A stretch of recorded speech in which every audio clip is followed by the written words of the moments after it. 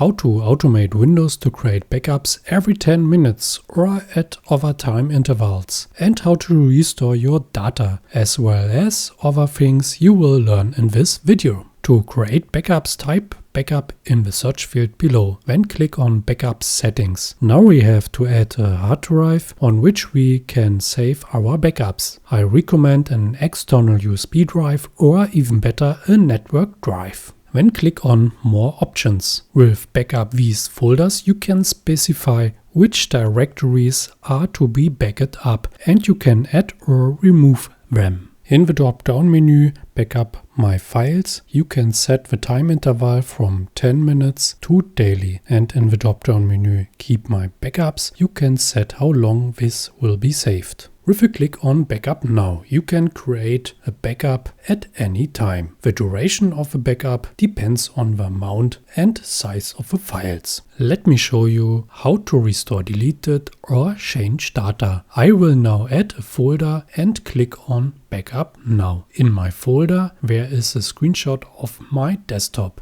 of which I have just created a backup. Existing file versions are listed in the file properties under previous versions. If I now edit the picture and accidentally overwrite it, then you can undo the changes to the picture, which will restore the picture to its previous state. To do this, we open the file properties and the previous versions again. Then select a version and click on Restore.